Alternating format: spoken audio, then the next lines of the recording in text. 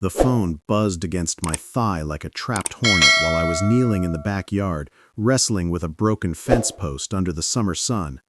Sweat stung my eyes. I almost let it ring out. Nobody calls at 2:30 p.m. on a Thursday unless something's burning or bleeding. But the screen said Emma. My wife never called from town unless the kids were hurt. I wiped my hands on my jeans and thumbed the green button. Tom. Her voice cracked on my name, thin as late frost. My chest clenched. Baby, talk to me. What's wrong? A pause so long I heard the cicadas in the yard. I'm at the Starlight Motel. Room 12. I need you to come. Please. Just come. The post slipped from my grip and thudded into the grass. The Starlight Motel. One of those flickering neon signs at the edge of Austin, Texas, the kind truckers joke about, the kind Emma had laughed at last year when I teased her about running off for a night of mischief. Emma, what the hell? I couldn't say it over the phone. Her words tumbled frantic. I'm sorry. I'm so sorry. Just get here, Tom. Then the line went dead. I stood in the middle of the yard, sun baking my neck, 10 years of marriage flashing behind my eyes, her laugh the first time I brought her coffee in bed, how she cried into my shirt when her dad died, the scar on her knee from our disastrous kitchen dance when we knocked over the table. All of it felt counterfeit now, as if someone had swapped the real memories for glossy fakes while I was out tending to the garden. I drove too fast.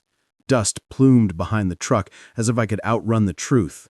Every mile marker felt like a countdown. Her voice replayed in my head. Sorry, sorry, sorry. For what? A wreck? An affair? Something worse? The starlight squatted on the edge of town, pink stucco peeling like sunburned skin. One flickering ice machine, 20 doors the color of dried blood. Room 12 at the far end. I stepped out, boots crunching over gravel that smelled like old beer and motor oil. Through the gap in the curtains I saw movement.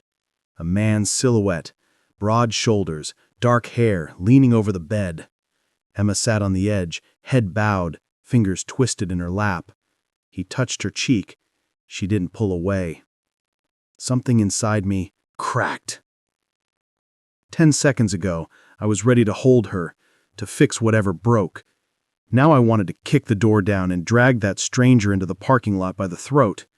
But I didn't move, because the man turned just enough for the light to catch his face.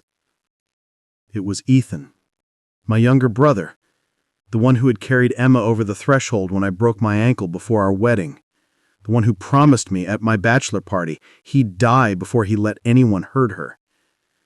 Ethan, who'd been visiting more often lately, always with excuses about helping me with projects, always lingering a little too long, his eyes on Emma when he thought I wasn't looking.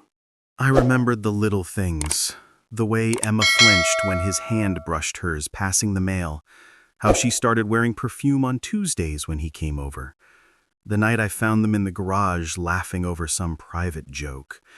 She went quiet the second I walked in. The door stayed closed. Inside, Emma lifted her face to him, whispered something I couldn't hear. He cupped the back of her neck gently and kissed her forehead like he had the right. My knees nearly gave. I made it to the truck before the first sob tore out of me. Quiet, ugly, like rust. I gripped the wheel, staring at room 12 as if it might disappear. My phone buzzed. A text from Emma. Where are you? I'm scared. I stared until the letters blurred. Scared? She was scared. I typed 3 replies, deleted them all. Then, on my way. I started the engine. Dust swallowed the motel behind me. I didn't drive toward home. I turned toward the river road, toward the dark, toward whatever comes after. Everything you love turns out to be a stranger wearing your wife's smile. By the time I reached the edge of the Colorado River, The sun was melting into the horizon, turning the sky to molten gold. My hands gripped the wheel so tight my knuckles whitened. Thoughts raced. How long had this been going on? How could someone I trusted completely choose him, Ethan, over me? I remembered every promise we'd made, every anniversary, every sick day, every whispered secret at night. And now all of it felt like sand slipping through my fingers.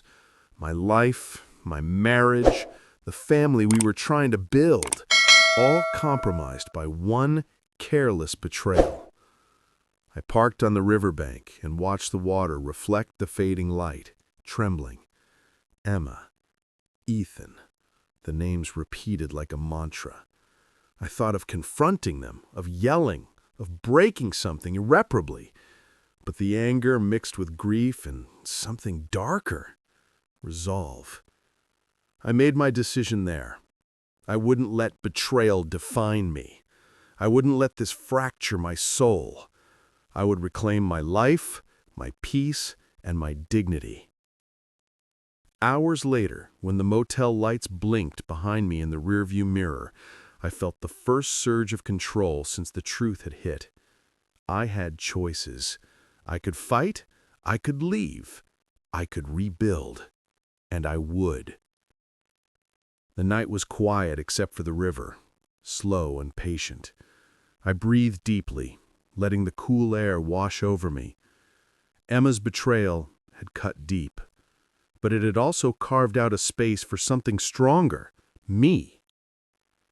I turned the truck toward town, toward home, toward a future that I would define. The road stretched out like an unpainted canvas, and I was ready to choose the colors.